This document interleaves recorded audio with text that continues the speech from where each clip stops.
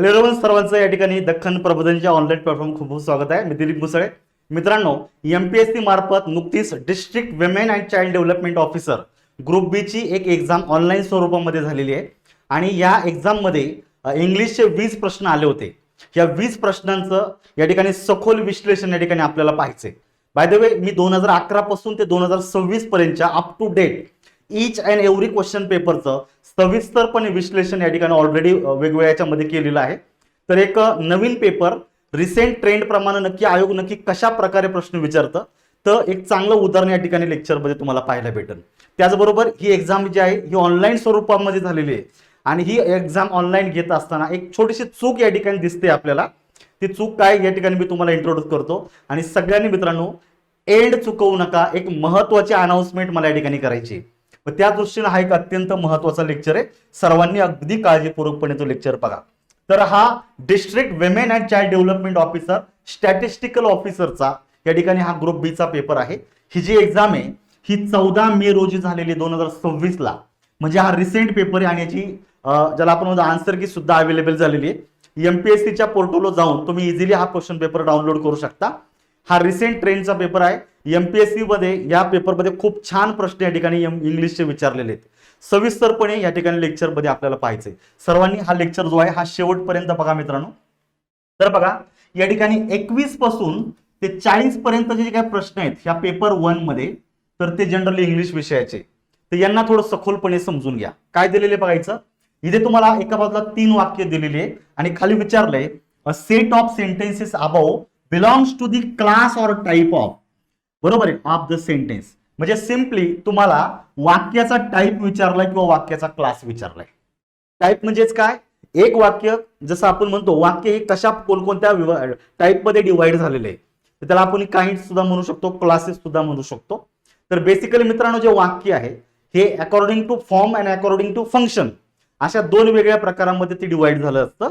तर जनरली मित्रांनो simple sentence, compound sentence, complex sentence आणि कंपाऊंड आणि कॉम्प्लेक्स सेंटेन्स, तर हा एक गट तयार झालेला आहे.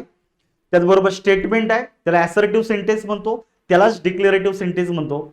Interrogative sentence, imperative sentence, exclamatory आणि ऑप्टॅटिव्ह अशा घटकांमध्ये टाईपमध्ये याचं डिवायडेशन झालेलं आहे. तर तुम्हाला जी वाक्य दिलेली ही कोणत्या प्रकारची आहे सिम्पली विचारले तुम्हाला. बघा, mister Sharma is a professor. बघा, ह्या वाक्यामध्ये एकच करता आलेला आहे आणि तुमच्या वाक्यामध्ये एकच फायनाइट वर्ब आलेलं आहे. आता तुम्ही म्हणा की सर इज हे काय फायनाइट वर्ब आहे का, तर बघा मित्रांनो ऍक्च्युली यमेजार हे जे काही शब्द आहेत हे ऍक्च्युली आहे हेल्पिंग वर्ब, पण जेव्हा ते वाक्यामध्ये एकटेच येतात ते मुख्य क्रियापदाचं कार्य करतात. त्यामुळे या वाक्यामध्ये इजलाच आपल्याला मेन वर्ब म्हणायचंय, येतं लक्षात. दुसरं वाक्य, mister Sharma isn't a doctor. ते प्रोफेसर आहे, ते डॉक्टर नाहीत. त्यामुळे इथं पण इज नॉट हे एकच क्रियापद आले, याच्यामध्ये पण एकच करता आणि एकच क्रियापदाचं रूप आलेलं आहे मित्रांनो. आणि शेवटचं वाक्य बघा, विनोद एट हिज डिनर. विनोद हे सब्जेक्ट झालेला आहे, एट ही क्रियापदाचं दुसरं रूप झालेलं आहे. व्हॉट डिड विनोद एट, उत्तर मिळतं हिज डिनर. थोडक्यात काय, या वाक्यामध्ये सुद्धा एकच करता आणि एकच क्रियापद आलेलं आहे. मग सिम्पली आपल्याला नोटीस करायचं, ज्या वाक्यामध्ये मित्रांनो एकच करता येतो आणि एकच फायनाइट व्हर्ब असतं अशा वाक्याला काय बोललं जातं हे तुम्हाला विचारले. तर या ठिकाणी 4 पर्याय दिलेले आहेत, तुम्ही 4ही पर्याय काळजीपूर्वकपणे बघा. पहिला दिलेला तुमचा इम्पेरेटिव्ह. इम्पेरेटिव्हला आपण आज्ञार्थक वाक्य म्हणतो. मित्रांनो या वाक्याची सुरुवात क्रियापदानं होत असते. इम्पेरेटिव्हची सुरुवात ही क्रियापदानं होत असते, किंवा जर वाक्य निगेटिव्ह असेल तर याची सुरुवात मित्रांनो डोंट ने होत असते, लक्षात ठेवा. दुसरं दिलेलं आहे इंट्रोगेटिव्ह सेंटेन्स. इंट्रोगेटिव्ह म्हणजे प्रश्नार्थक. तर याची सुरुवात एकतर एखाद्या WH वरती होईल किंवा हेल्पिंग वर्बनं होईल आणि या ठिकाणी वाक्याच्या शेवटी बाकी इंट्रोगेटिव्ह मार्क असतो. तिसरं दिलेलं तुमचं डिक्लेरेटिव्ह. डिक्लेरेटिव्ह सेंटेन्सलाच आपण स्टेटमेंट म्हणतो, डिक्लेरेटिव्ह सेंटेन्सलाच आपण असर्टिव्ह सेंटेन्स म्हणतो. तर याची सुरुवात आपल्याला नेहमी सब्जेक्टनं करायची आहे. सब्जेक्ट नंतर तुमच्या वाक्यात क्रियापद येतं आणि पुढे वाक्याच्या शेवटी मित्रांनो पूर्ण विराम दिला जातो. आणि शेवटचं वाक्य तुमचं एक्सक्लामेटरी. तर एक्सक्लामेटरीची सुरुवात मोस्टली व्हॉट किंवा हाऊ न होती आणि वाक्याच्या शेवटी आपल्याला एक्सक्लामेटरी मार्क येतं. जर तुम्ही 4ही प्रकार पाहिले तर तुमचं उत्तर हे डिक्लेरेटिव्ह सेंटेन्स मध्ये येतं, ज्याला आपण विधानार्थी वाक्य म्हणतो. या कॉन्टेक्स्ट प्रमाणे जर आपण उत्तराकडे जर जातो, इथं पर्याय क्रमांक 4 हे उत्तर बरोबर आहे, कारण 4 मध्ये तुम्हाला इथं सी दिलेलं आहे, हे तुम्ही समजून घ्या. म्हणजे उत्तर ह्या पद्धतीने द्यायचे आपल्याला. दुसरं खूप छान प्रश्न दिलेला आहे, लगेच व्होकॅब्युलरीवर शिफ्ट झालेले आहे. बघा, जसा एमपीएससीचा ऑफलाईनचा ट्रेंड आहे तसाच ट्रेंड या ठिकाणी हा ऑनलाईनच्या स्वरूपात झालेला आहे. या ठिकाणी पाहून घ्यायचं आहे, the correct meaning of the underline words in the following sentence is. तुम्हाला सिम्पली एक फ्रेजला अंडरलाईन केलेली आहे आणि तिथं तुम्हाला मिनिंग विचारलेलं आहे मित्रांनो. बघा, the government should do away with, याला अंडरलाईन केलेली, याचा मिनिंग तुम्हाला विचारलंय. The regulations restricting drinking hours, बरोबर का, जे पिण्याचे जे काही तास आहेत त्याच्यावरचं जे रेग्युलेशन्स आहे त्याला काय करायचे गव्हर्नमेंटला, do away with, it means संपुष्टात आणायचे आहे. ड्रिंकिंग आवर्स म्हणजेच काय, थोडक्यात पाणी पिणे वगैरे सरबत पिणे असं नाही, तर जनरली मद्य याच्या कॉन्टेक्स्ट मध्ये असू शकतं. सर्वांना माहिती आहे की पब्लिक स्पेसमध्ये ड्रिंकिंग केव्हा करायची केव्हा नाही अशा संदर्भात काय रूल्स अँड रेग्युलेशन असू शकतात, मग त्या संदर्भातलं वाक्य आहे. तर डू अवे विथचा मी तुम्हाला संदर्भात काय माहिती दिलेली, हे या ठिकाणी वेगळं मांडण्याचा उद्देश एवढाच आहे का मी साईटला होतोय, व्हिडिओ पॉज करून तुम्ही लिहून ठेवू शकता. ठीक आहे, तर बघा, do away with he phrasal verb हे प्रथम तर लक्षात ठेवा, आणि याचे मिनिंग भरपूर आहेत, म्हणजे 2-3 मल्टिपल मिनिंग आहेत या ठिकाणी. तर ते कोणते दिलेले, पहिला मिनिंग आहे टू रिमूव्ह समथिंग, एखादी गोष्ट तुम्हाला रिमूव्ह करायची आहे, कम्प्लिटली पूर्णपणे रिमूव्ह करायची आहे, किंवा put and end to it, किंवा एखादी गोष्ट मित्रांनो बंद करायची, नोटीस करा.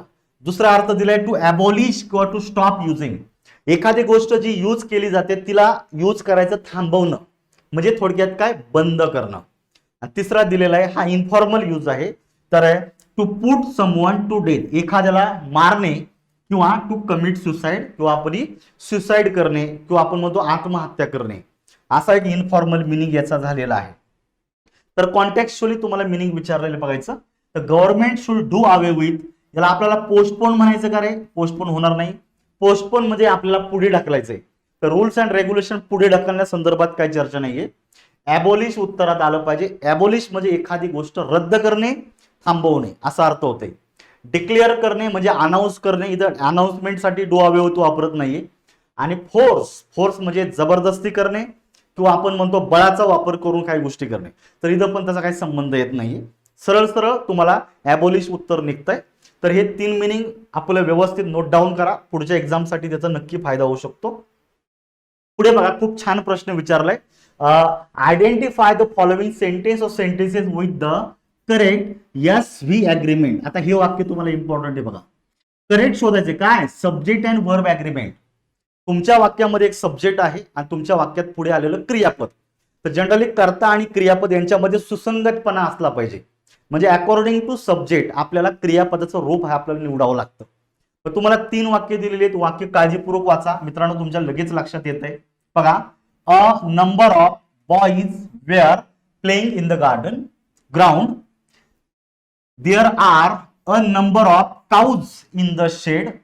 शेडमध्ये काही काऊ आहेत म्हणजे गायी आहेत. आणि पुढच्या वाक्यात the number of nations in the United Nations is increasing. बघा, जर तुम्ही 3ही वाक्य जर वाचले तर तुमच्या ह्या 3 वाक्यांमध्ये एक गोष्ट तुम्हाला कॉमन सापडते. पहिल्या वाक्यात आलेले अ नंबर ऑफ, दुसऱ्या वाक्यात देखील आलेलं आहे अ नंबर ऑफ, आणि तिसऱ्या वाक्यात आलेले बाकी मित्रांनो द नंबर ऑफ. बघा, एकामध्ये आर्टिकल आलेले द, एकामध्ये आर्टिकल आलेले ए. तर याच्यामध्ये एक छोटासा फरक आहे, एक रूल आहे. तर generally subject and verb agreement हा जो टॉपिक आहे मित्रांनो, या टॉपिक मध्ये छोटे मोठे जवळपास 50 ते 52 रूल्स आहेत, आणि हा चॅप्टर नेहमी सेपरेट शिकला जावा. तर याच्यातले जवळपास निम्मे रूल्स हे आपल्याला नाउन, प्रोनाउन आणि ऍडजेक्टिव्ह मध्ये पाहायला भेटतात. मी नेहमी शिकवताना या रूलला आपण एलिमिनेट करतोय, सेपरेट करतोय, जेणेकरून एक टॉपिक म्हणून तुम्हाला व्यवस्थितपणे ते समजून येतील.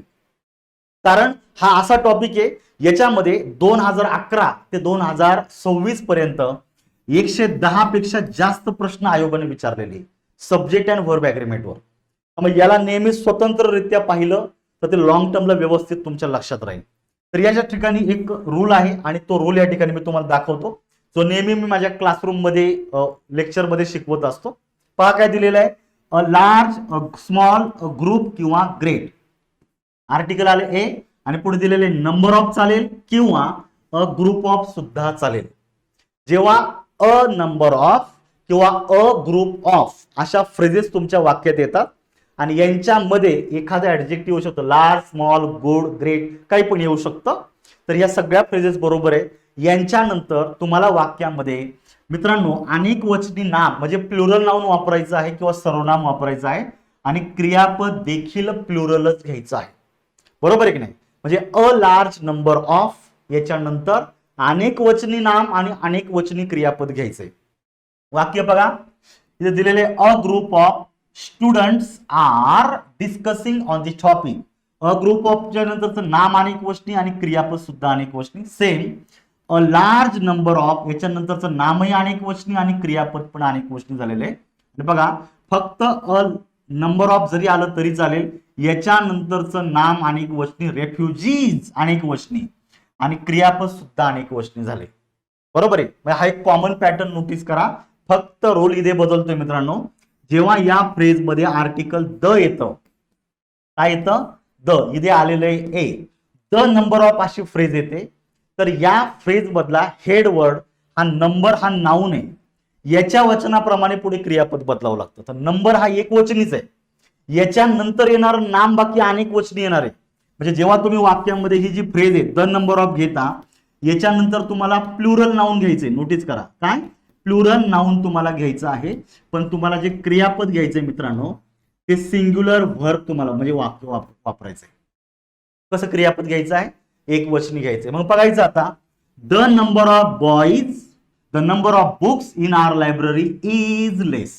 बघा, नाम अनेक वचनी पण क्रियापद एक वचनी. The number of students in my class is increasing. बघा, विद्यार्थी वाढत आहेत असं नाही म्हटलेलं, विद्यार्थ्यांची संख्या वाढत आहे. संख्या हा शब्द नाव नाही. पुस्तक कमी आहेत असं नाही म्हणायचं, पुस्तकांची संख्या लायब्ररीत कमी असं सांगायचं. म्हणजे हेड वर्ड हा विद्यार्थी स्टुडंट नसून नंबर आहे, इथे बुक्स नसून नंबर आहे, संख्या. त्यामुळे क्रियापद एक वचनी घ्यायच्यात आणि याच पद्धतीने आता आपण पाहिलेलं आहे. याच्यानंतरचं नाम आणि क्रियापद अनेक वचनी बरोबर आहे, नाम आणि क्रियापद अनेक वचनी हे बरोबर आहे. आता जेव्हा वाक्याची सुरुवात देअर नव्हती, इथं तुम्हाला एक रूल सांगतो, तुम्हाला माहिती पाहिजे. हा सुद्धा सब्जेक्ट अँड वर्ब ऍग्रीमेंट मधला आहे. जर तुमच्या वाक्याची सुरुवात जर देअरनं जर झाली, काय जर तुमच्या वाक्याची सुरुवात देअरने झाली, नोटीस करा, तर याच्यानंतर तुम्ही वाक्यामध्ये व्हर्ब घेताय. काय घेताय तुम्ही? याच्यानंतर वाक्यामध्ये व्हर्ब घ्यायचा आहे आणि ह्या क्रियापदाच्या नंतर तुमच्या वाक्यामध्ये असतो रिअल सब्जेक्ट. काय असतो? Real subject. मग देअर काय आहे? देअरला या ठिकाणी इंट्रोडक्टरी सब्जेक्ट बोललं जातं. काय बोललं जातं? याला इंट्रोडक्टरी सब्जेक्ट बोललं जातं. मग या केसमध्ये हा जो खरा कर्ता आहे, या खऱ्या कर्त्याच्या वचनाप्रमाणे ही क्रियापद रूप बदलत असतं. इथं रिव्हर्स रूल अप्लाय झालेला आहे. मग बघायचं, there are number of cows. Cows हा खरा नाऊन आहे, याच्या वचनाप्रमाणे क्रियापद बदलले, हे बरोबर आहे. फक्त जेव्हा द नंबर ऑफ फ्रेज येते, याच्यानंतरचं नाम भले अनेक वचनी येईल, पण मित्रांनो क्रियापद एक वचनी येतंय. बरोबर आहे. तीनही वाक्य बरोबर आहेत आणि म्हणून all A, B and C हे तुमचं करेक्ट आन्सर असलं पाहिजे. या पद्धतीने बघा प्रश्न कसे विचारलेत समजून घ्या. पुढे दिलेले identify the underline phrase and its function in the given below sentence. दोन गोष्टी नोटीस करायच्यात. तर तुम्हाला इथं फ्रेजवर टाईप विचारलाय. जनरली 5 प्रकारच्या फ्रेजेस असतात मित्रांनो. पहिली आहे तुमची नाउन फ्रेज, दुसरी तुमची ऍडजेक्टिव्ह फ्रेज, तिसरी तुमची व्हर्ब फ्रेज, चौथी तुमची ऍडव्हर्बियल फ्रेज आणि पाचवी असते ती तुमची प्रेपोजिशनल फ्रेज. कोणत्याही फ्रेजवर तुम्हाला प्रश्न विचारला जाऊ शकतो.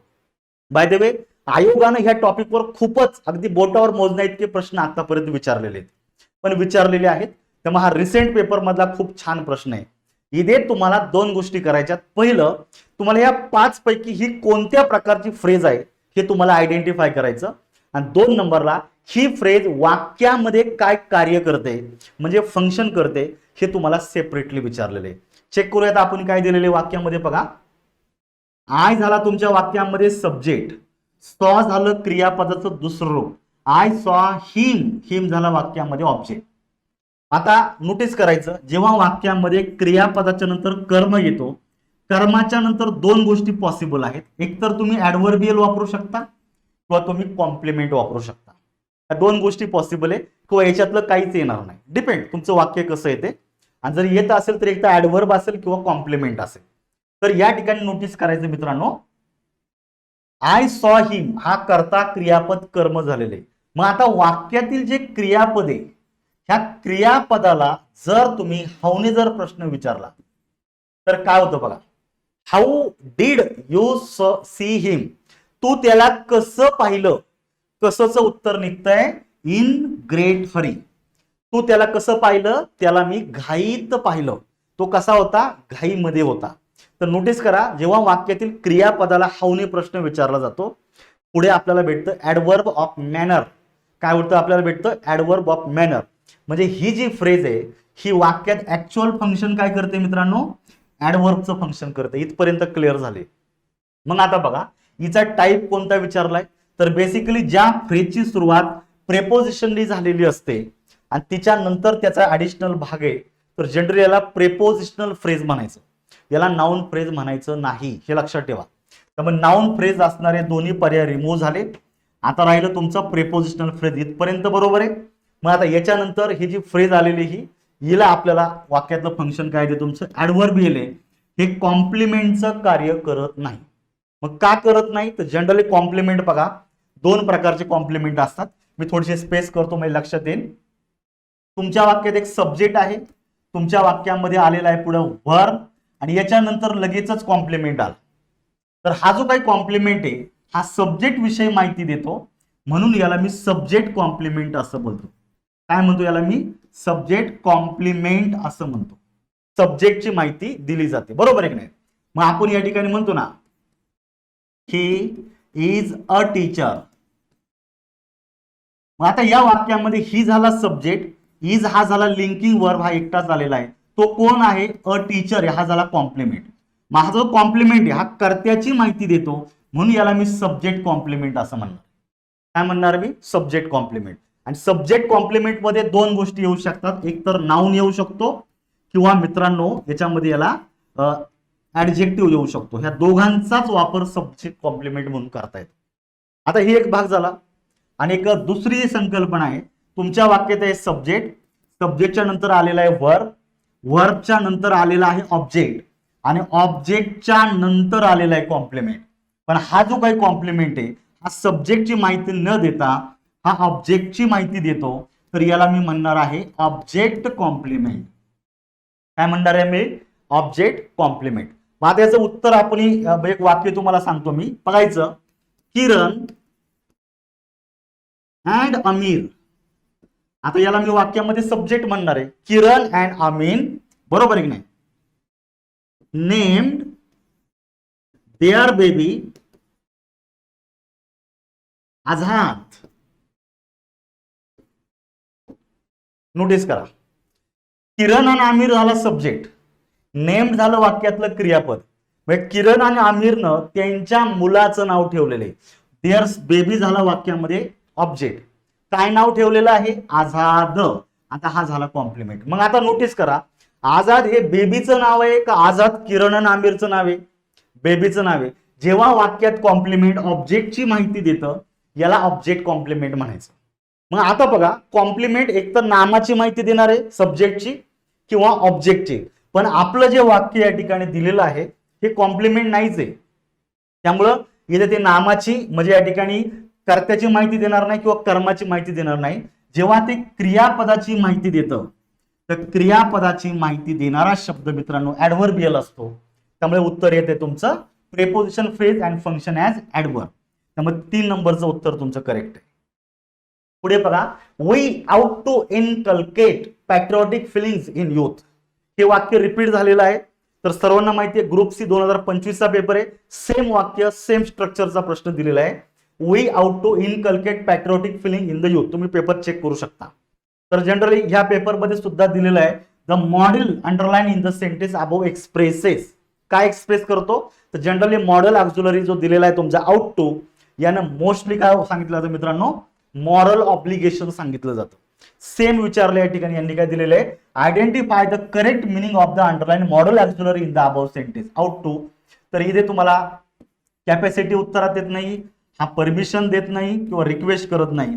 याचं उत्तर येते ऑब्लिगेशन. हे ऍक्च्युअली ऑब्लिगेशन कसं आहे मित्रांनो, मॉरल ऑब्लिगेशन आहे, हे लक्षात ठेवा.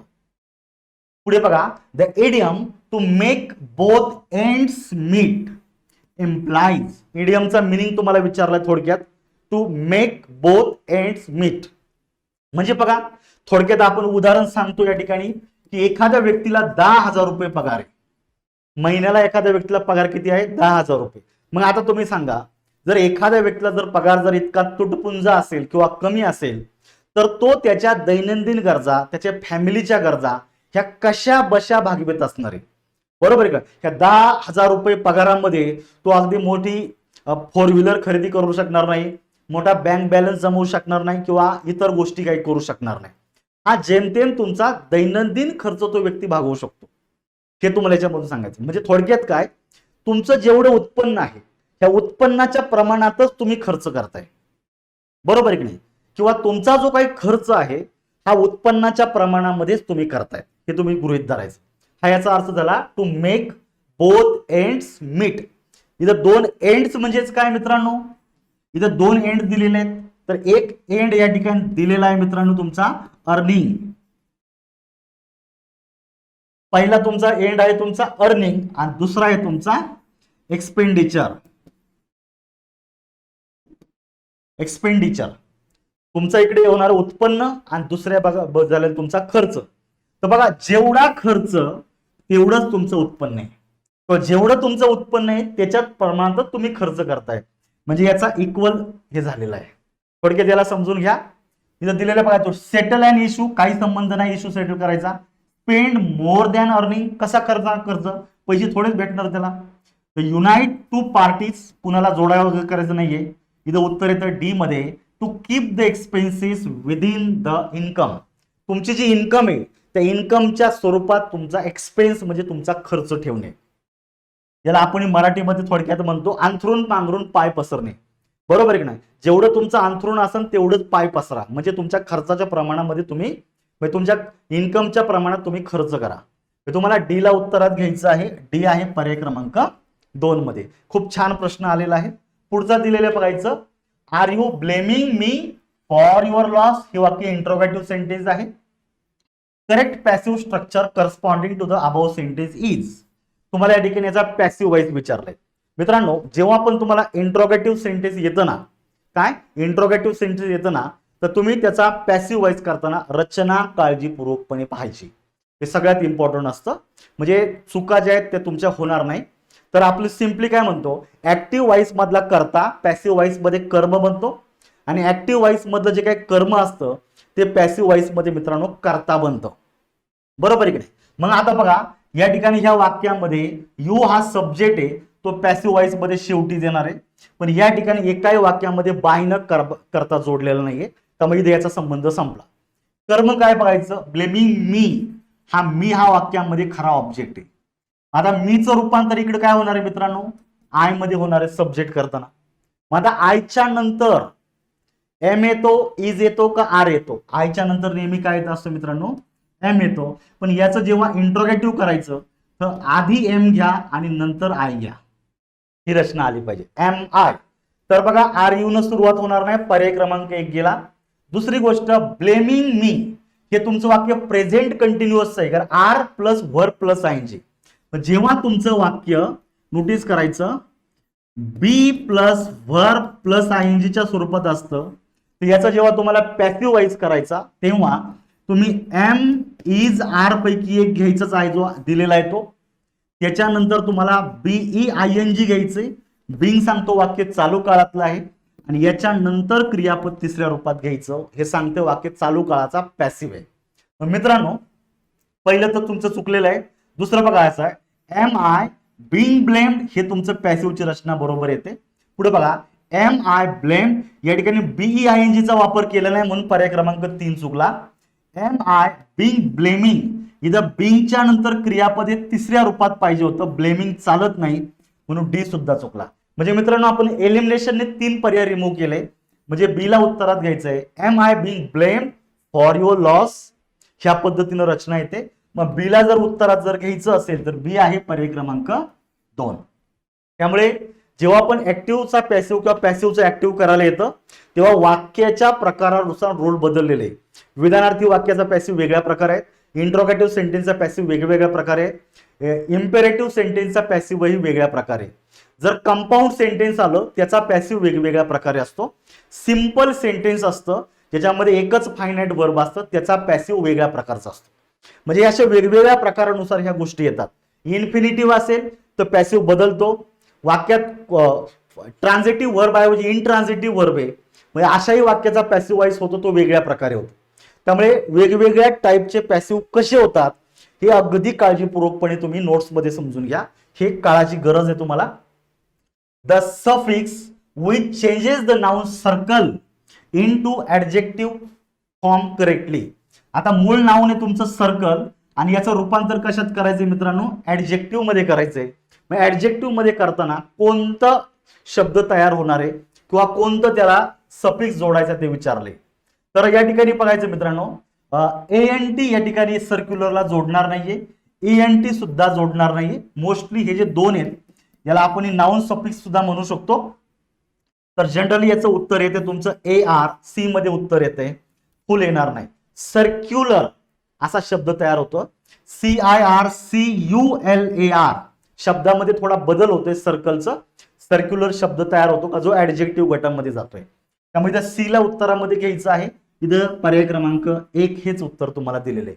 त्यामुळे तुम्हाला सफिक्स आणि प्रेफिक्स याची जी लिस्ट आहे ही छान पद्धतीने वाचायची.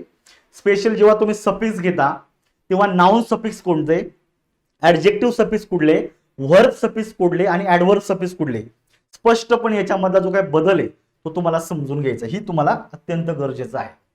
पुढचा प्रश्न बघा. यूज मॉडेल किंवा verb to express necessity or obligation. Necessity म्हणजे एखादी गोष्ट करणं तुमच्यासाठी गरजेचं आहे आणि ऑब्लिगेशन म्हणजे एखादी गोष्ट करणं तुमच्यासाठी बंधनकारक आहे. बरोबर आहे की नाही. बंधनकारकता व्यक्त होते म्हणजे तुमच्याकडे चॉईस नाहीये. जसं आहे फॉर्म भरायचा शेवटचा दिवस आहे, फॉर्म भरावाच लागणार आहे, नाही तर तुम्हाला परीक्षेला बसता येणार नाही. 9:30ची ट्रेन आहे, 9:30 पर्यंत तिथे पोहोचलंच पाहिजे, नाही तर तुम्हाला त्या ट्रेननी प्रवास करता येणार नाही. म्हणजे तुम्हाला काही बंधनं आहेत ह्या पद्धतीने विचारले. You dot dot improve your spellings. तू काय इम्प्रूव्ह करायला पाहिजे, स्पेलिंग इम्प्रूव्ह करायला पाहिजे. असं मॉडेल ॲक्झिलरी वापरा का ज्याचा अर्थ एक तर गरज असणे किंवा बंधनकारकता व्यक्त होतो. मित्रांनो कुड ह्या मॉडेल ॲक्झिलरीने कधी गरज वगैरे व्यक्त होत नाही, ओढणं सुद्धा केली जात नाही. नीड हा जनरली नेसेसिटी सांगतो, पण नीडच्या नंतर आपल्याला वाक्यामध्ये टूचा वापर हा जास्त करून करावा लागतो. त्यामुळे इथं नीड हा शब्द सुद्धा येणार नाहीये. इथं ठरल्याप्रमाणे तुमचं वाक्यामध्ये काय येतंय, मस्ट हा शब्द येतो. Must indicate obligation, must indicate necessity. त्यामुळे हा जो शब्द आहे हा सगळ्यांना काय होतोय मित्रांनो, लागू होतोय. लक्षात ठेवायचंय, you must improve your spelling. ही रचना तुमची बरोबर येते. पुढे बघा, फिल इन द ब्लँक साठी आलेले काय दिलेले बघा 30 नंबरचा. I ऑन्ट dot dot my wife at all cost. He phrase important आहे. ऍट ऑल कॉस्ट, काहीही झालं कोणत्याही किमतीला मला माझ्या बायकोशी काय करायचं ते तुम्हाला या ठिकाणी सांगितलेले. हे तुम्हाला 4 फ्रेजेस दिलेले आहेत. To get into a scrap ही आहे actually idiom. To get rid of, चापासून सुटका ही आहे phrasal verb. To get into आणि गेट राऊंड ह्या 3 फ्रेजल वर्ब आहे आणि एक इडियम दिलेली. चला याचे मिनिंग तुम्ही पाहून घ्या. मी जाणीवपूर्वक तुम्हाला मिनिंग टाईप करून दिलेले जेणेकरून तुम्ही हे लिहू शकता सगळं. बघा पहिलं काय दिलेले, to get into scrap ही इडियम आहे.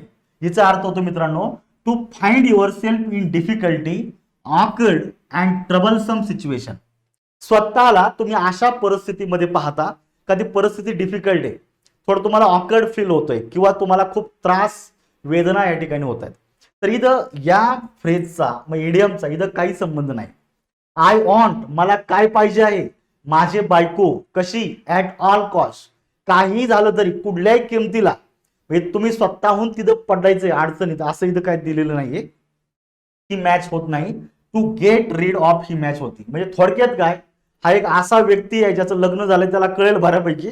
असा व्यक्ती आहे का जो त्याच्या बायकोला कंटाळलेला आहे. बरोबर आहे का. इथं तो दोघांमध्ये काय झालेलं आहे, आवड निवड पूर्णपणे वेगवेगळ्या झालेल्या तर राग यायला लागलेला आहे.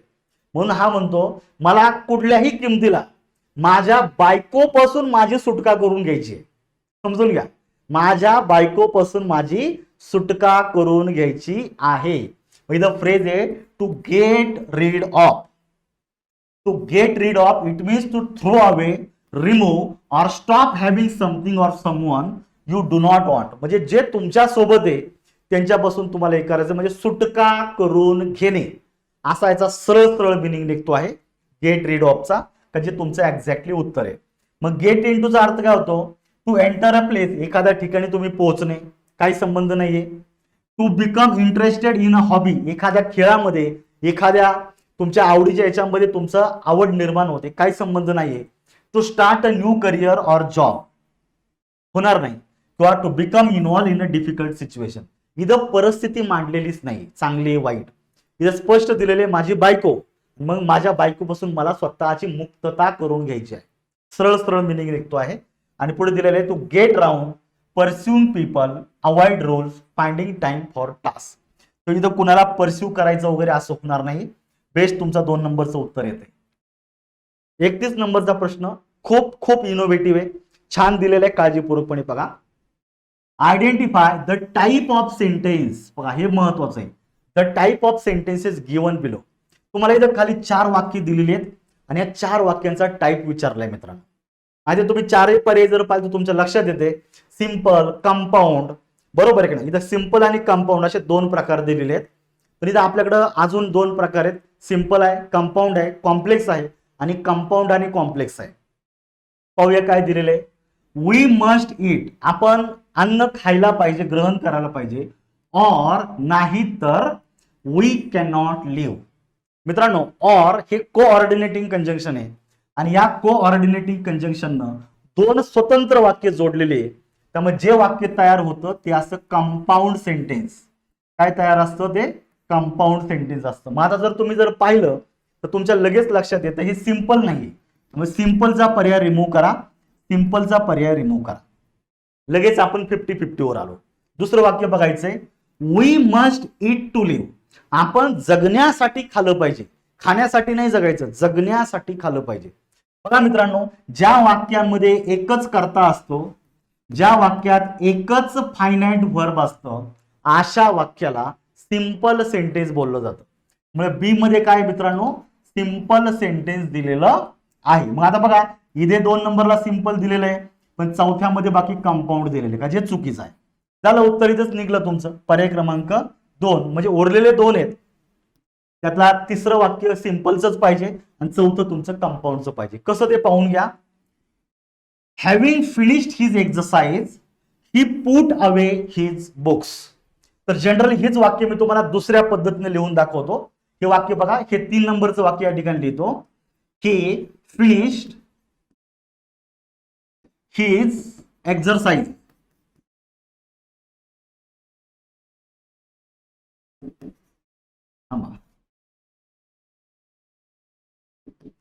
ही फिनिश्ड हिज एक्सरसाइज, हे तुमचं पहिलं वाक्य झालं. आणि दुसरं वाक्य झालेलं आहे ही पुट अवे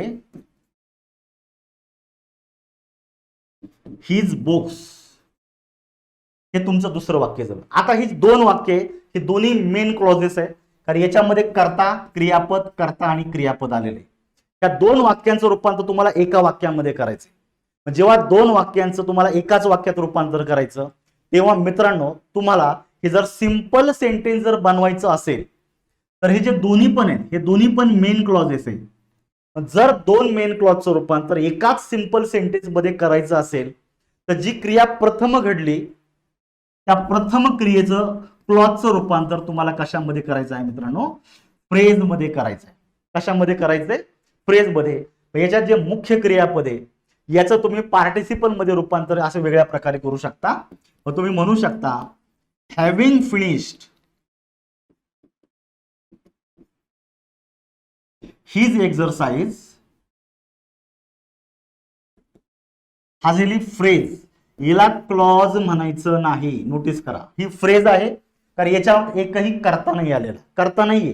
हॅव्हिंग फिनिश हे काय करता नाहीये, ही फ्रेज तयार झालेली आहे. आणि पुढे तुमचा मेन क्लॉज जोडून द्यायचा स्वल्पविराम, ही पुट अवे हिज बुक्स, हे उरलेलं वाक्य लिहून द्या. ही पुट अवे हिज बुक्स. त्यामुळे फ्रेजच्या नंतर तुमच्या वाक्यामध्ये कर्त्यानं सुरू झालेलं वाक्य दिलेले ते मेन क्लॉजचे. ज्या वाक्यामध्ये एकच मेन क्लॉज असतो, ते वाक्य सिंपल सेंटेन्स असतं. त्यामुळे तिसऱ्या वाक्यामध्ये ते सिंपल सेंटेन्स आहे. आणि चौथं वाक्य, ही फिनिश्ड हिज एक्सरसाइज, हा एक मेन क्लॉज आहे. And he coordinating conjunction put away his books, हा दुसरा मेन क्लॉज आहे. तर याच्यामध्ये मुख्य क्रियापद आहे, याच्यातही मुख्य क्रियापद आहे. बाय द वे दोनही वाक्यांचा करता एकच असल्यामुळे तो एकदा मांडला, पण बाकी हे तुमचं कंपाऊंड सेंटेन्स आहे. त्यामुळे आपण उत्तर ऑलरेडी काढलं होतं याच्याप्रमाणे. ठीक आहे, 2 नंबरचं उत्तर निघतंय. पुढे बघा, add the correct question tag. कधीच चुकणार नाही कुणाचा, इतका सोपा आहे. आणि हल्ली 2024-25 ला क्वेश्चन टॅगवर खूप कमी प्रश्न आलेत, परंतु हा खूप छान टॉपिक आहे. अगदी खिशात मार्क म्हणायचे इतका सोपा असतो. सुजन विल बी हिअर सून. आता हे तुमचं वाक्य ज्याला आपण म्हणतो की विधानार्थी आहे, बरोबर आहे, पॉझिटिव्ह आहे. याचा क्वेश्चन टॅग बाकी निगेटिव्ह होणार आहे. त्यामुळे बघा, पॉझिटिव्ह वाक्याचा क्वेश्चन टॅग निगेटिव्ह करताना तुम्हाला हेल्पिंग वर्बला नॉट जोडायचा आहे. म्हणजे हे जे विल आहे याला तुम्हाला नॉट जोडायचं आणि याचा कॉन्ट्रॅक्टेड फॉर्म घ्यायचा आहे WONT. आणि जो वाक्याचा जो काही कर्ता आहे, ह्या कर्त्याप्रमाणे तुम्हाला पर्सनल प्रोनाउन जोडून द्यायचा आहे. तो झाला तुमचा सी, आणि नंतर इंट्रोगेटिव्ह मार्क जोडून द्यायचा. त्यामुळे मित्रांनो, विल सी येणार नाही, डज सी येणार नाही, ओंट सी हे तुमचं उत्तर असलं पाहिजे, आणि डेड सुद्धा येणार नाही. हे सोपं आहे, याच्या बाबतीत काही प्रॉब्लेम नाही. पुढचा बघा, dot dot woman is more sensitive than a man. बरोबर आहे की नाही?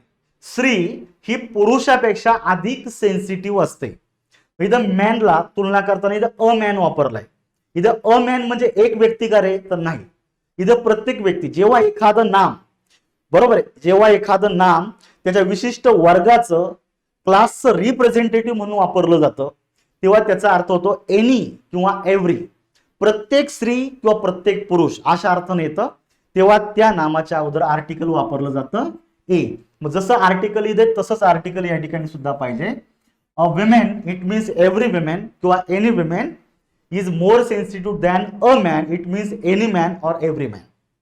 नोटीस करा. त्यामुळं इथे ए आर्टिकल 100% यूज केलं जातंय. आणि 34 नंबरचा आहे, I put the milk dot dot the fridge.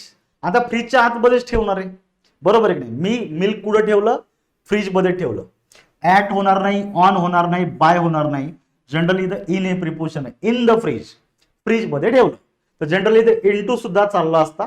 Into the fridge म्हणजे दूध बाहेर आहे, आपण बाहेरून त्याला आतमध्ये ठेवतोय, अशी रचना इंटू जास्त ऍक्युरेट आली असते. पण इथे चॉईस नाही, आपल्याला इनला उत्तरामध्ये द्यायचंय. आणि शेवटचं, आयडेंटिफाय द टाईप. तुम्हाला टाईप आयडेंटिफाय करायचंय ऑफ द फॉलोइंग सेंटेन्स. जे वाक्य दिलेलं आहे त्या वाक्याचा प्रकार आयडेंटिफाय करा. नीट लक्षात ठेवायचं, हे वाक्य रिपीट झालेलं आहे. मी माझ्या टेस्ट सिरीज मध्ये सुद्धा घेतलेलं आहे, आणि हे एका ऑथेंटिक रेफरन्स बुक मधून हे वाक्य ऍज इट इज उचलले बघा. Seeing the butterflies the children clapped their hands in joy. बरोबर आहे, बटरफ्लायला पाहून मुलांनी अगदी आनंदाने त्यांच्या हाताच्या टाळ्या वाजवल्या. मित्रांनो, ज्या वाक्यामध्ये एकच करता, ज्या वाक्यामध्ये एकच फायनाइट वर्ब असतं, त्याला डोळे झाकून काय बोललं जातंय? Simple sentence. कारण मित्रांनो, सीइंग द बटरफ्लाईज या वाक्यामध्ये करता आलेला नाही, क्रियापद आलेलं नाही. तर मग याला मी फ्रेज म्हणेल. याला मी काय म्हणणार आहे? फ्रेज. सीइंग हे काही करता नाहीये, बरोबर आहे. जनरली आपण पार्टिसिपल म्हणतो. हे ऍक्च्युअली वाक्य कसं होतं? द चिल्ड्रन सॉ द बटरफ्लाईज. हे तुमचं ऍक्च्युअल वाक्य. द चिल्ड्रन सॉ द बटरफ्लाईज.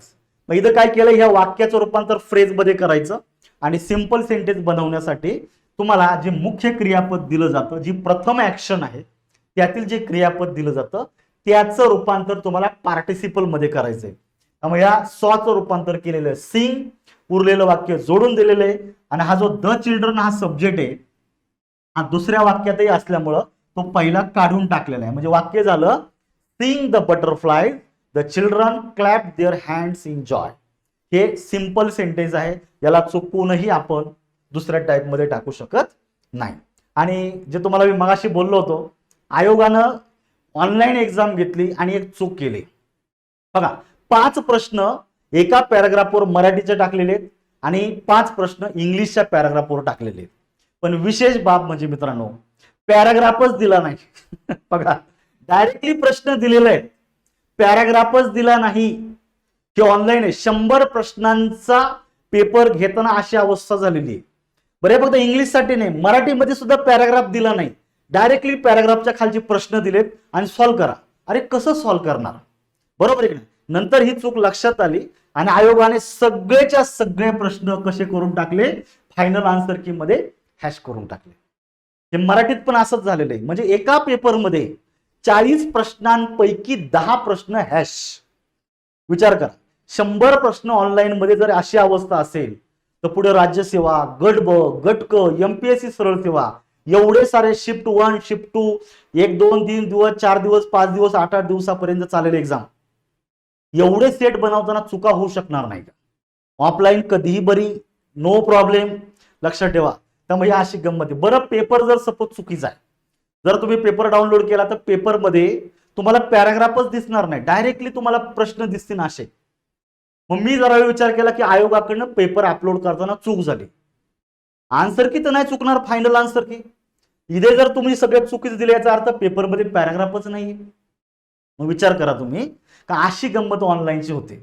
आणि याच्यामुळे मुलं याला विरोध करतात का? एक तर टेक्निकल अशा पण इरर होतात, दुसऱ्या बाजूला पण प्रॉब्लेम आहे. तेव्हा ऑफलाईन कधी बरं टेन्शन राहत नाहीये, शक्यतो ह्या गोष्टी व्यवस्थित होतात. त्यामुळं ह्या पुढच्या जे काही प्रश्न आहेत 36 पासून ते 40 पर्यंत या आयोगाने कॅन्सल केलेले पॅराग्राफच दिला नाही. त्यामुळे याला आपण पाहणार नाही. तर अशा प्रकारे हा मित्रांनो पेपर होता. आणि आता राहिला विषय अनाउन्समेंटचा. तर मित्रांनो, अगदी एवढ्या 2-3 दिवसामध्ये, आज तारीख आहे 24, बरोबर? तर 24 तारीख आहे, 24 ऑगस्ट. एवढ्या 2-3 दिवसामध्ये आपण महाराष्ट्रामध्ये सर्वप्रथम एक जबरदस्त बॅच या ठिकाणी सुरू करतोय. आणि पूर्णपणे नवीन फॉर्मॅट आहे का, जो आजपर्यंत तागायत कुठल्याही अकॅडमीमध्ये कुठल्याही व्यक्तीनं तो अप्लाय केला नाही. असा एक नवीन फॉर्मॅट आहे. त्या फॉर्मॅटवर मी गेल्या काही दिवसांपासून काम करतोय आणि तो फॉर्मॅट हा ऑलमोस्ट डन झालेला आहे. आता याचं रेकॉर्डिंग चालू केलंय. एक नवीन बॅच चालू करतोय आपण. ती बॅच नंबर 65 असणार आहे मित्रांनो. किती नंबर? 65 नंबरची बॅच आपल्या ऍप्लिकेशन मध्ये असणार आहे आणि तिचं नाव आहे वर्ड पॉवर. बॅचचं नाव आहे तुमचं वर्ड पॉवर. ही आहे ऍडव्हान्स इंग्लिश व्होकॅब्युलरी. तर ही जी व्होकॅब्युलरी, हिच्यामध्ये आपल्याला 8000पेक्षा जास्त ऑथेंटिक, ट्रस्टेड, पीवायक्यू बेस आणि न्यू का जे येऊ शकतील अशा व्होकॅब्युलरीची अगदी परिपूर्ण आपल्याला तयारी करायची. अराउंड ही जी बॅच आहे ही 65 डेज आपल्याला चालणार आहे. दररोज तुमच्या ऍप्लिकेशन मध्ये, आपल्या बॅच मध्ये 1.25 तासाचा एक लेक्चर अपलोड केला जाईल आणि असे 65 डेज ही बॅच अपलोड होणार आहे. लक्षात ठेवा. आणि तुम्हाला दररोज फक्त एकच लेक्चर ऐकायचा, जास्त ऐकायचं नाही. दररोज एक ऐकायचा. त्या लेक्चरमध्ये जेवढे मी शब्द इंट्रोड्यूस करेल, वेगवेगळ्या अँगलनी करणारी सगळी माहिती आज मी डिस्क्लोज नाही करणार आहे. आणि याच्यानंतर मी एवढ्या 2 दिवसामध्ये युट्यूबला एक डेमो लेक्चर टाकणार. तो डेमो लेक्चर तुम्ही बघा. त्या डेमो लेक्चरमध्ये तुम्हाला अख्ख्या बॅचचं फॉर्मॅट कसं असणार आहे ते तुम्हाला इंट्रोड्यूस होईल. त्या पद्धतीने आपली बॅच रन होणार आहे. ही बॅच 1200 रुपये किंमत ठेवलेली आहे. कारण मित्रांनो, या बॅचसाठी आम्हाला भरपूर मोठ्या प्रमाणामध्ये परिश्रम घ्यावा लागणार आहे. माझेही त्याच्यामध्ये भरपूर कष्ट राहणार आहेत. त्यामुळे एक थोडंसं व्हॅल्यू मी त्याला देतो आहे. ही बॅच सुरू होते, त्यामुळे लॉन्चिंग ऑफर मी फक्त 249 रुपये ठेवली. त्यामुळे येत्या 2 दिवसात मी तशी अनाउन्समेंट ऍप्लिकेशन मध्ये करेल. तशी तुम्हाला एक युट्यूबला लेक्चर पण मी बॅचच्या संदर्भात घेईल. तो आवर्जून बघा. जे विद्यार्थी गट ब, गट क आणि इथून पुढच्या एक्झामची तयारी करत असतील, ज्या विद्यार्थ्यांचे व्होकॅब्युलरीमध्ये नेहमी मार्क्स कमी येतात, त्यांना आता व्होकॅब्युलरी पाठ करायची नाहीये. आता व्होकॅब्युलरी समजून घ्यायची आहे, वेगवेगळ्या अँगलनी समजून घ्यायची, ती लक्षात ठेवायची. ती कसं करायचं ते सगळे मी तुम्हाला टेक्निकली सांगणार आहे. आणि त्याच्यावरचे पीवायक्यू सगळे घ्यायचे. जे आपले सगळे आयोगाचे प्रश्न आहेत बघायचं. वर्ड फॉर्मेशन आहे, इडियम आहे, फ्रेझल वर्ब आहे, वन वर्ड आहे, ऑफन कन्फ्यूज वर्ड्स आहे, त्याला आपण होमोनिम्स म्हणतो, सिनॉनिम, अँटोनिम सारखा अवघड पाठ खूप पद्धतशीरपणे होणार आहे, मिसस्पेल्ड वर्ड आहे, हे सगळं आपल्याला घ्यायचंय. प्लस याच्यामध्ये आयोगाचे 1,500 प्रश्न, याच्यामध्ये तुमच्या सीडीएसचे प्रश्नपत्रिका आहेत, युपीएससी मधील काय प्रश्नपत्रिका आहे, एनडीएच्या काही क्वेश्चन पेपर आहे, त्यातले व्होकॅब्युलरीचे जे प्रश्न आहेत जे रिसेंट पेपरमध्ये आलेले, तर ते आणि आपल्या राज्यसेवा, गट ब, गट क चे सगळे प्रश्न, हे प्रश्न सुद्धा आपण पॅरलल या ठिकाणी पाहणार आहे. अशी एक परिपूर्ण बॅच ही तुम्हाला या ठिकाणी आता ही सुरू होणार आहे. फक्त हिचं स्ट्रक्चर कसं आहे याच्या संदर्भात डिटेल माहिती तुम्हाला पुढच्या 2 दिवसांमध्ये अवेलेबल करून देतो. त्याचबरोबर हा एक माझा कोर्स आहे, याच्या बाबतीत जास्त बोलायला गरज नाही, कारण ह्या कोर्सला कॅप्शनची गरज नाही. या कोर्समध्ये हजारो विद्यार्थ्यांनी भरभरून प्रेम दाखवलेला आहे, विश्वास दाखवलेला आहे आणि मोठ्या प्रमाणात विद्यार्थी या बॅचचा वापर करून पास झालेले आहेत. फक्त माझा स्वभाव आहे, मी कुठल्याही मुलाचे फोटो वगैरे कुठं लावत नाही, त्याच्यामुळे मी ही जाहिरात होत नाही. परंतु खूप मुलं माझ्याकडे आहेत का जे टॉपर आलेले आहेत, ते आपल्या बॅचमध्ये ऑलरेडी इनरोल आहेत. ठीक आहे, ते मला मेसेज करतात, सर मी पास झालो, मी त्यांना शुभेच्छा देतो, इथपर्यंत मी थांबतो. तर जनरली 2026 पासून तर 2011 डेट पर्यंत पूर्णपणे बॅक 11 पर्यंत टोटल 15 ते 16 वर्षामध्ये आयोगाच्या सगळ्या राज्यसेवा, गडब, गटक, डिपार्टमेंटलची एक्झाम, वनसेवा, कृषी सेवा, अभियांत्रिकी सेवा, बरोबर आहे, त्या सगळ्या एक्झाम, त्याबरोबर ट्रान्सलेटरची झालेली आहे, टंकलेखकची झालेली आहे, सीडीपीओ सारखी एक्झाम झालेली आहे, महिला बालकल्याणची झालेली आहे, त्याचबरोबर उपशिक्षण झालेली आहे, अधिव्यक्यताची झालेली आहे. अशा अनेक पेपर आहेत का जे रेग्युलर फॉर्मॅटमध्ये नाही. त्या पेपरचं सुद्धा आपण टॉपिक वाईज अराउंड 3000 प्रश्नांचं विश्लेषण या ठिकाणी केलेलं आहे.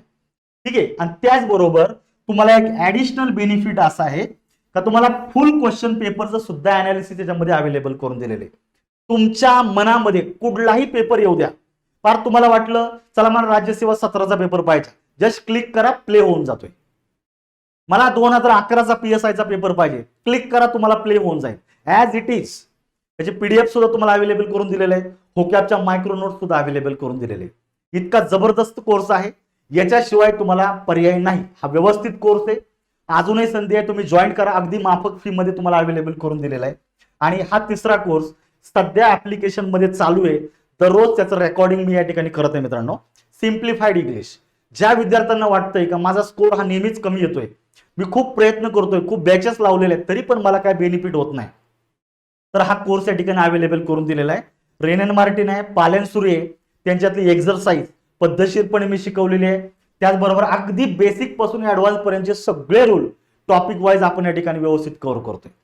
जो विद्यार्थी ही बॅच जॉईन करेल, हिची फी आहे 2100 रुपये, सध्या ऑफर आहे 1499 रुपयामध्ये ही कोर्स तुम्हाला ऍप्लिकेशन मध्ये घेता येईल. जो कोणी ही बॅच जॉईन करेल मित्रांनो, त्याचा प्रॉब्लेम हा 100% सॉल्व्ह होईल. कारण ह्या बॅच बरोबर आपली जी काय वर्ल्ड पॉवर ही जी काय बॅच आहे ही तुम्हाला मोफत मिळणार आहे. त्याचबरोबर जी PYQ ची बॅच आहे का जी आता तुम्हाला दाखवली, ही बॅच सुद्धा या कोर्समध्ये इन्क्लूड असणार आहे. ठीक आहे, तर अशा स्वरूपाचा एक परिपूर्ण कोर्स आहे, तर तुम्ही नक्की जॉईन करू शकता. मला वाटतंय हा लेक्चर जर तुम्हाला आवडलेला असेल तर निश्चित सर्व विद्यार्थ्यांनी आपल्या YouTube चॅनलला जॉईन व्हा. आपले जेवढे मित्रमंडळी असतील त्या मित्रमंडळींपर्यंत हा व्हिडिओ पोहोचवा, जेणेकरून आयोगाचा रिसेंट ट्रेंड काय, प्रश्न कसे विचारले जातात आणि उत्तर द्यायची कशी, हे पद्धतशीरपणे या सगळ्या गोष्टी या ठिकाणी पाहता येईल. अपेक्षा करतो तुम्हाला हा लेक्चर आवडलेला असेल मित्रांनो. तर ह्या लेक्चरमध्ये आपल्याला थांबायचंय. असाच इनोव्हेटिव्ह लेक्चर घेऊन आपण लवकरच भेटूया. थँक्यू.